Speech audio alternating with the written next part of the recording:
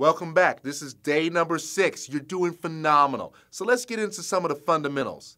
Let's talk about the game of football. Or for some of you that love Britain's Got Talent. Love it or hate it, it's a multi-billion-dollar industry when it comes to entertainment. Football makes big money, and there's millions of dollars involved in Britain's Got Talent. But what is it about these things? When we talk about the fundamentals, what is the first thing you want to do if you want to play a game of football or if you want to be successful in Britain's Got Talent? Now think about it.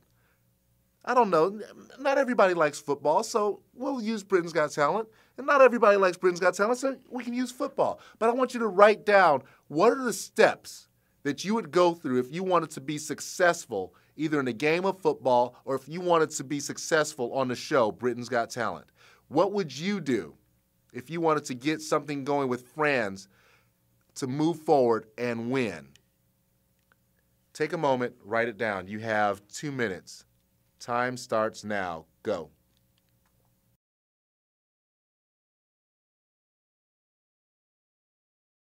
Great job. Okay, here's the deal. Life is just like a game of football or winning a show like Britain's Got Talent. The question is, how well are you playing your life? Are you setting yourself up to win?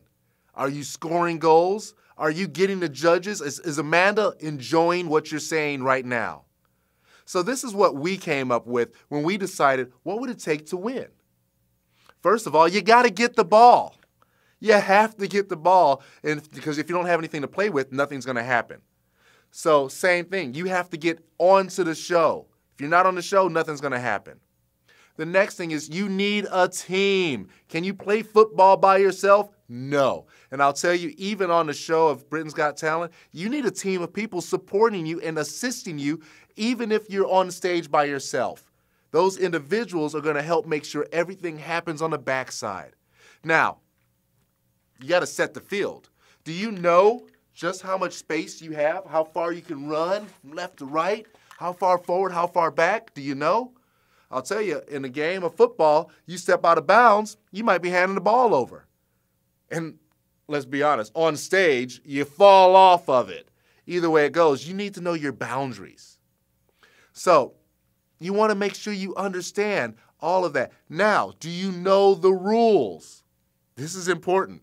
Do you know the rules to the game? If you don't know the rules to the game, you may think you're winning, and all you're doing is giving goal after goal after goal to the opposite team.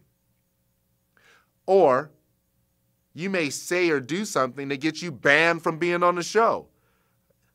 You have to know the rules of the game you're playing. All of this applies to life. So now, find out where the goals are at. Do you know what's going to make Simon happy or what's going to make him angry if you want to win on the show? Or do you know that your goal is facing that direction, or is your goal facing that direction if you're on the football field? Because if you kick the ball or throw the ball the wrong way and run across the line in the wrong direction, you just gave your opponent another point, and you basically hurt yourself. So now, you know, if you're going to chuck a bag, make sure you chuck it in the right direction. If you're going to say a flippant comment, make sure you don't say it to Simon. Be nice. But here's the deal. When you understand the goals, you understand the boundaries that you're working with, you've created a team, something happens. You score time and time and time again. You know, everybody remembers Paul Potts standing up on stage and singing so beautifully. What people don't realize is the team he had that helped him get there. What people don't realize is that he understood one thing. He had to play full out if he wanted to be seen by Simon, if he wanted to be heard by the audience. He knew the rule was simple: leave nothing on the field. He had to sing his heart forward. See, you want to make sure that you are doing your absolute best to win. But when you do this, make sure that you're not looking at it only from yourself. Get a coach.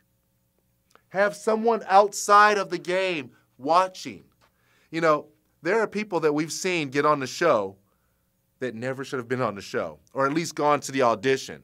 And at some point, someone in their life should have been there to say, you're really not that good. Keep practicing. Before you step onto the field, get that person in your life. Have them let you know exactly where you're at. And then once you know how good you are and you're ready to play the game and you're ready to go after it, get the ball and start running. Move to the left, move to the right, throw it over to the partner, go. When you get that audition, dance as if nobody else is there and that everything that happens is for the audience. Be that person. Because when you have the ball and you know the boundaries, there's only one thing for you to do, and that is to run towards the goal, to get there. So, whatever you're great at, learn to be amazing at it. And play the game full out. Now make sure you start off, follow the rules, get the ball. Get the team, people who support you, who really will be there. Every comic book you read, every superhero you see, they have a small team of people. Batman has Alfred. He had Robin. Every superhero has somebody that gives them a little support somewhere.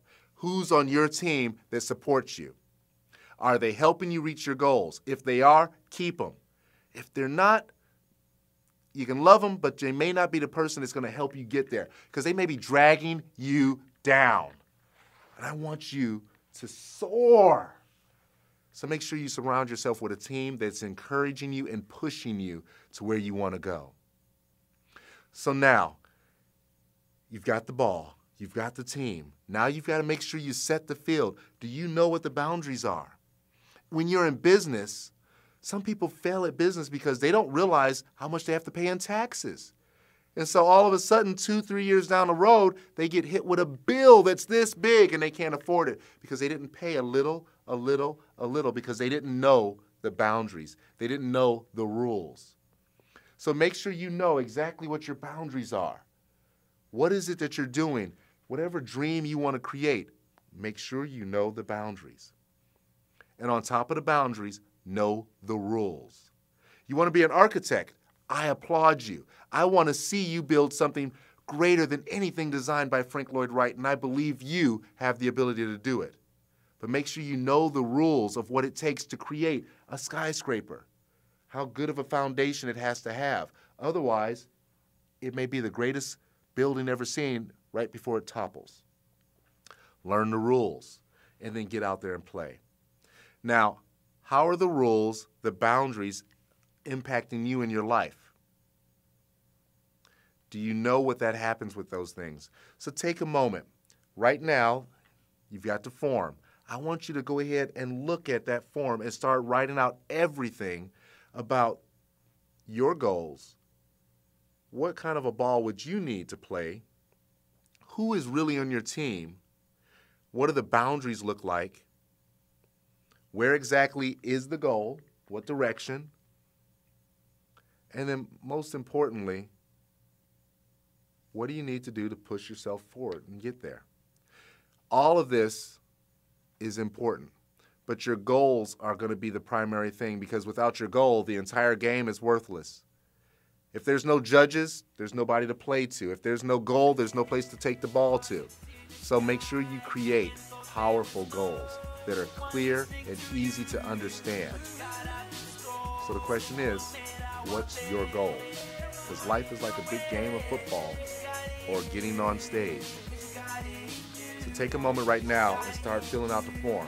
We'll wrap up here in just a minute. I'll give you 5 minutes for this one. Push and pause.